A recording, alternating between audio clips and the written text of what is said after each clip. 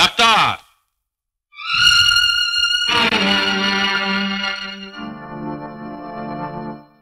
ও doctor, কি ব্যাপার? আমি তোমার আসার অপেক্ষায় বসে রয়েছি আর তুমি না দেখা করে চলে যাচ্ছ। আরে এসো এসো এসো, ভেতরে এসো। আমি ভাবলাম রাত অনেক হয়েছে, তুমি বোধহয় শুয়ে পড়েছো, তাই বারান্দার দিকে আর তাকাইনি। বাহ, তুমি বললে কলকাতা যাচ্ছি, আজকেই ফিরবে, আর আমি ছেলে বউয়ের খবর না নিয়ে শুয়ে পড়বো? হ্যাঁ, তুমি ভাবলে কি করে? তোমার আসার পথে আমি হাঁ করে বসে রয়েছি, কখন গাড়ির শব্দ হয় আমি শুনছি। বসো বসো বসো বসো বসো বসো। আমি একবারে কান খাড়া করে রয়েছি। হ্যাঁ বলো, ছেলে বউয়ের সঙ্গে দেখা হলো? হ্যাঁ। আচ্ছা, তা কি কথা হলো তুমি আমাকে প্রথম থেকে বলো, কোনো কিছু বাদ দিও না, মানে গুছিয়ে বলো। প্রথমে তো কলেজে দেখা হলো, জানো। সুরজিৎ ছুটে এসে প্রণাম করলে, বললে কাকাবু বাড়ি চলুন। সে কি তোমার কলেজ?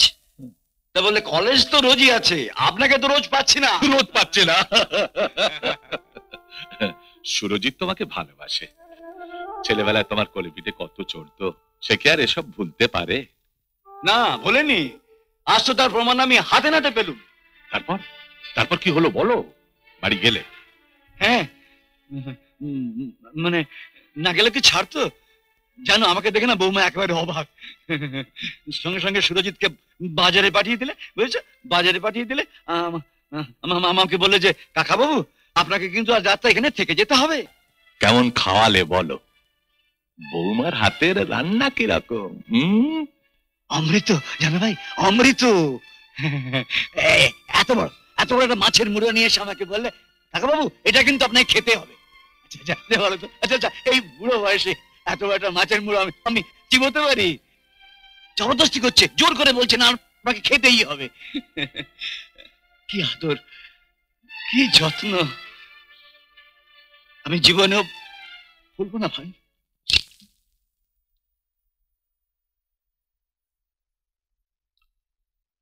হ্যালো,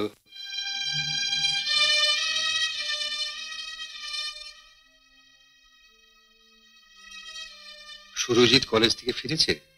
এত তাড়াতাড়ি তো ফেরেন না। বাপের বাড়িতে গেছে। কেউ নেই? তুমি তো আছো।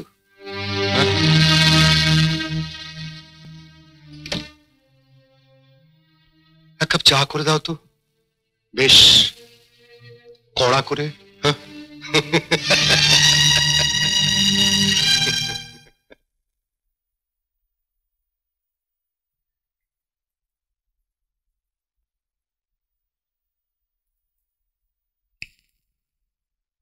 আপনার চা। দাঁড়াও না, বললাম মাথাটা ভীষণ ধরেছে, কিছু মনে যদি না করো মাথাটা একটু টিপে টুপে দেবে? না না, এমনিতে আমি খাটাবো না, কাউকে আমি এমনিতে খাটাই না, এর জন্য তুমি পারিশ্রমিক পাবে। শাড়িটা ছাড়ুন, আসছি। That's like a good girl.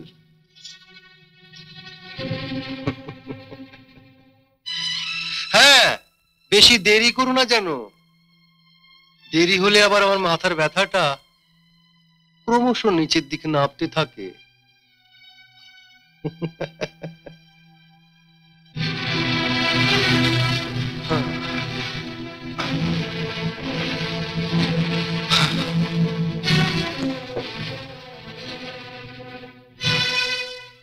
Tablet দুটো রেখে গেলাম, জলও রইল, খেয়ে নেবেন, মাথা ধরা কমে যাবে। তুমি বলছো? আর হ্যাঁ, আমাকে কোনো পারিশ্রমিক দিতে হবে না, যাবার সময় একটা টাকা টেবিলের উপর রেখে যাবেন, ট্যাবলেটের দাম।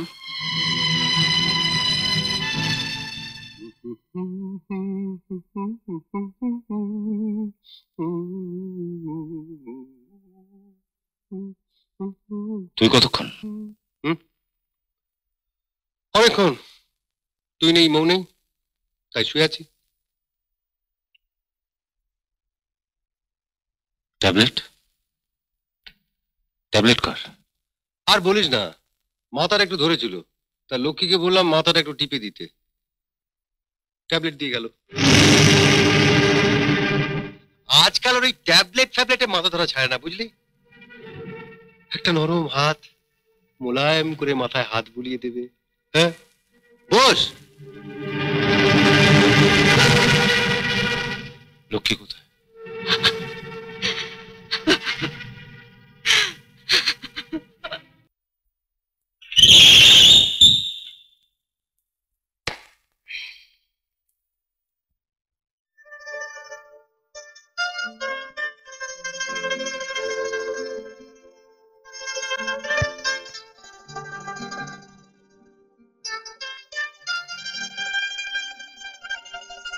এই কে? আরে তুই কেমন আছো বাবা? ভালো আছি। কি ব্যাপার, তোর তো আরো 3 মাস জেল খাটবার কথা, এত তাড়াতাড়ি ছাড়া পেলি? হ্যাঁ, good boy, good conduct, everything good. তাই ওরা 3 মাস আগেই ছেড়ে দিয়েছে। Good boy, good conduct, everything good. তাই ওরা তাড়াতাড়ি ছেড়ে দিয়েছে। আমার তো সর্বনাশ হলো। কেন? আরো 3 মাস শান্তিতে থাকতে পারতাম, এই আর কি। বলো তো, পেটও ছেড়ে আবার ঢুকে যায়। আর কি মারতে হবে না, যাও চান করে খেয়ে নিয়ে যাও। ও হ্যাঁ, জেলে বসে দাদার বিয়ের চিঠি পেয়েছি, আসবো বলে বাবা সব ঠিক, কিন্তু ওই জেলা সালা। হুম, বৌদি কোথায়? ঘরে? হারামজাদা। আরামজাদা কেন? আজকাল দাদা থাকবে কলকাতা আর বৌদি এখানে থাকবে। তা তো বটে। ঠিক আছে ঠিক আছে, কালকে সকালে একেবারে ফার্স্ট ট্রেন ধরে কলকাতায় চলে যাব। আর তাছাড়া কালকে রোববার, দাদারও কলেজ ছুটি। ফার্স্ট টাইম ধরে যাবে? হ্যাঁ। দেখি এই লাগছে, লাগুক। হ্যাঁ। শোনো, ওই ফার্স্ট ট্রেনই ধরো আর লাস্ট ট্রেনই ধরো, আমার সঙ্গে দেখা করে যাবে। কিছু জিনিসপত্র দিয়ে দেবো, গিয়ে বৌদিকে দেবে। Okay father. যাও।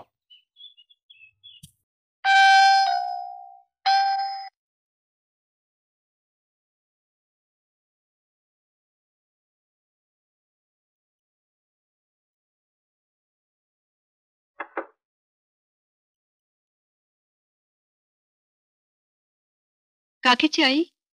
যদি বলি তোমাকে।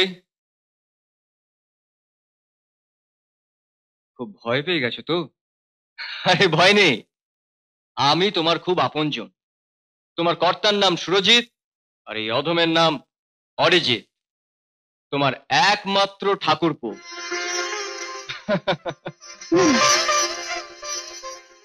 ও, এতদিন জেলে ছিলাম বলে তুমি আমার প্রণাম নেবে না? আপনার প্রণাম নেওয়ার অধিকার আমার নেই। আমি আপনার বৌদি নই।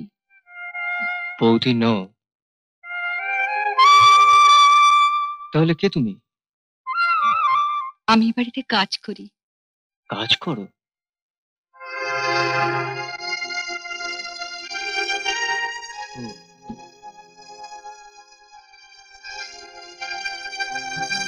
কি আশ্চর্য!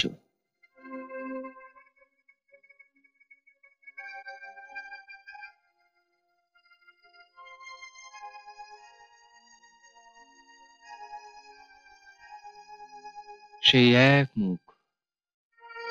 কোন মুখ?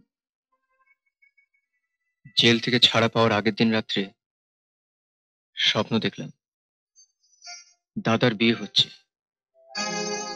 সেই স্বপ্ন দেখার বৌদির সঙ্গে তোমার চেহারার কি আশ্চর্য নেই! সেই চোখ, সেই নাক। ঠিক আছে, বৌদি না হও, দিদি তো হতে পারো। আর দিদিকে তো ছোট ভাই প্রণাম করতেই পারে।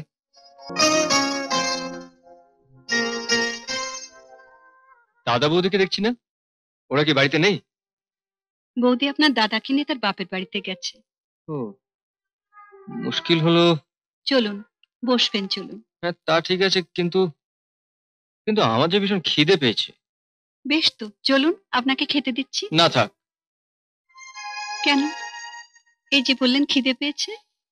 হ্যাঁ, তা তো পেয়েছে, কিন্তু আমার একটা বদ অভ্যেস আছে। যে আমাকে পরপর ভাবে তার হাতে আমি খাই না। আমি চলি। না না, পর ভাববো কেন? শুনুন। পরই তো ভাবছো, তখন থেকে আপনি আপনি করছো। বললাম না তুমি আমার দিদি। এসো।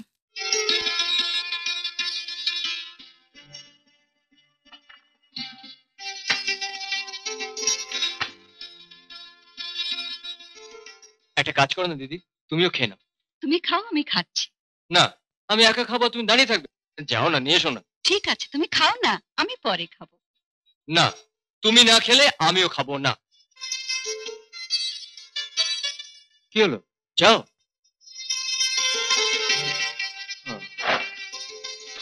শোনো শোনো, যেও না।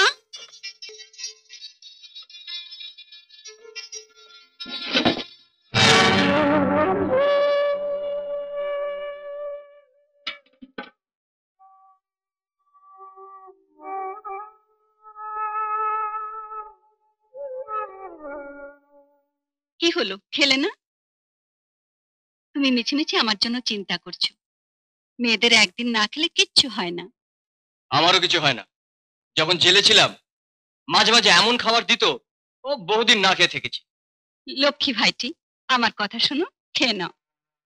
খেতে পারি যদি তুমি আমার সঙ্গে বসে ভাগাভাগি করে খাও। বেশ তো, এসো। এই তো আমার দিদির মতন কথা।